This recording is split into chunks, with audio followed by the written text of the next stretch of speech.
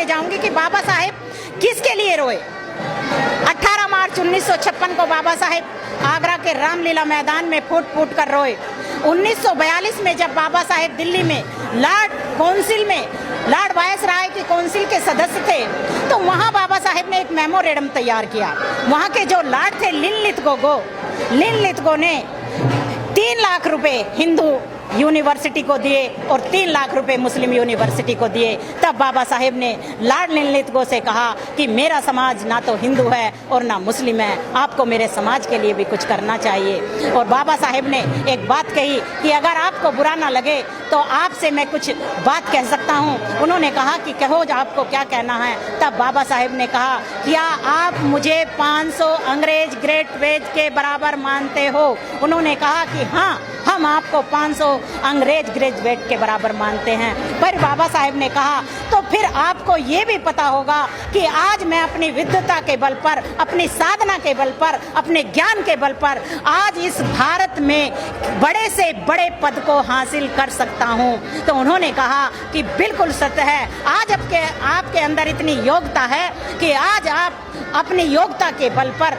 इस भारत में बड़े से बड़े पद पर आप आसीन हो सकते हो। आपको जो कहना है, लिनलिथगो ने कहा कि आप अपनी बात एक मेमोरेंडम तैयार करके मुझे कहिए। तब बाबा साहेब ने कहा कि आप मेरे समाज के लिए भी कुछ ना कुछ करें। तब बाबा साहेब ने कहा कि जिस तरीके से पढ़ने के लिए भेजें, और बाबा साहेब की ये शर्त मानकर लिनलिथगो ने माना और तब 16 विद्यार्थियों को इस भारत से बाहर पढ़ने के लिए भेजा। बाबा साहेब ने बड़ी उम्मीद के साथ उन 16 विद्यार्थियों को भारत से बाहर पढ़ने के लिए भेजा। बाबा साहेब ये चाहते थे कि जिस तरीके से आज मैं अकेला भारत के बाहर पढ़कर आया और मैंने इतना काम संभाला, तो ठीक इसी तरीके से अगर 16 विद्यार्थी भारत के बाहर पढ़कर आएंगे तो कोई जज बनेगा, कोई इस देश के अंदर बड़ा डॉक्टर बनेगा, कोई इस देश के अंदर बड़ा इंजीनियर बनेगा, और जितने भी बड़े बड़े पद हैं, जितने भी बड़े बड़े महकमे हैं, वो उस बड़े से बड़े पद पर आसीन होंगे। और इस देश की सत्ता मेरे समाज के लोगों के हाथ में होंगी।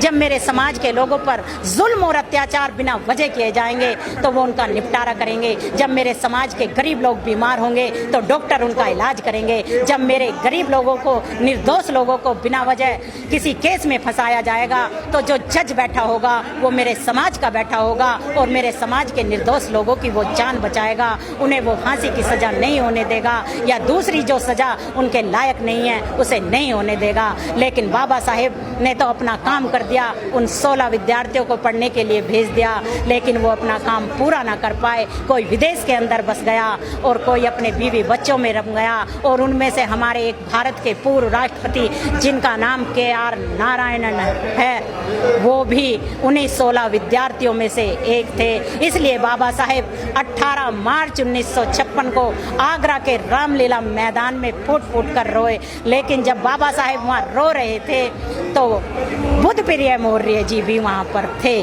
बाबा साहेब ने कहा कि मैं अपनी लड़ाई हार गया हूँ, मेरे मिशन को कौन गांवों तक पहुँचाएगा, मेरे गरीब लोग कैसे जागेंगे, इन्हें मूर्ख बनाया जा रहा है, इन्हें चमत्कार के देवी देवताओं के जाल में फंसाया जा रहा है। अब मेरे बाद मेरे समाज को कौन इनके चक्रव्यूह से निकालेगा।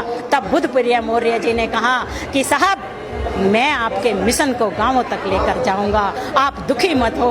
और तब बाबा साहेब को कुछ शांति मिली और उन्हें लगा कि कोई ऐसा भी है कि मेरे मिशन को मेरे गरीब लोगों तक पहुंचाएगा। और बुद्ध प्रिय मौर्य जी ने बाबा साहेब के मिशन को गांव-गांव तक पहुंचाया। आज उनकी मेहनत के कारण बहुत सारे लोग बुद्ध प्रिय मौर्य जी को सुनने के बाद जागे, और बुद्ध प्रिय मौर्य जी के बाद आज हम जैसे न जाने कितने लाखों लोग बाबा साहेब के साहित्य को पढ़कर, बाबा साहेब के प्रोग्राम को सुनकर, और आज जिसमें ये सोशल मीडिया बहुत अहम भूमिका निभा रही है। आज जहाँ कहीं भी प्रोग्राम होते हैं वो पूरे भारत के अंदर ही नहीं, पूरे भारत से बाहर भी जो लोगों तक पहुँच रहे हैं। और शायद आपको यकीन ना आए, इस राखी रावण की वीडियो भी जो अभी हमारे भाई सुरेंद्र जी हैं, SM न्यूज़ के डायरेक्टर हैं, उन्होंने मेरी पहली वीडियो डाली और मेरे पास विदेशों से भी फ़ोन आते हैं। और दूसरी वीडियो भी मेरी डली हुई है, वहाँ से भी रोज़ मेरे मेरे पास फोन आते हैं तो मैं इसका सारा श्रेय अपने इन भाइयों को ही दूंगी कि जब हम काम घर में करते थे, लेकिन आज इनकी मदद से हमारे विचार यानी कि हमारी जबान से जो बाबा साहेब के विचार निकल रहे हैं, इन भाइयों की मदद से आज वो विचार विदेशों तक पहुंच रहे हैं। राखी रावण की कोई पहचान नहीं थी, लेकिन आज जब राखी रावण के पास विदेशों से भी फोन आते हैं तो मुझे लगता है कि इसका सारा श्रेय बाबा साहेब के बाद मैं अपने इन भाइयों को ही देना चाहूंगी। मैं तो घर में रहने वाली एक महिला थी और बाबा साहेब के मिशन में तो मैं दिन रात काम करती रहूंगी, लेकिन मेरा मकसद ये नहीं है कि मैं अपना नाम कमाऊं, लेकिन मेरा मकसद ये जरूर है कि जितना भी हो सकेगा मैं अपने इस बहुजन समाज को इन देवी देवताओं के चंगुल से निकालने की पूरी कोशिश करूंगी और इस भारत के संविधान को हर महिला फॉलो करे, हर बच्चा फॉलो करे, हर पुरुष फॉलो करे, क्योंकि अगर हम इसके नियम तोड़ेंगे तो हम गड्ढे में जरूर गिरेंगे, नाली की कीचड़ में हम जरूर गिरेंगे और फिर से हमारे ऊपर ये मनुस्मृति लागू हो जाएगी, रामराज लागू हो जाएगा, जो हम कभी भी नहीं आने देंगे। हम अपनी जान की बाजी लगा देंगे, लेकिन यहाँ रामराज कभी भी आने नहीं देंगे। Thank you very much.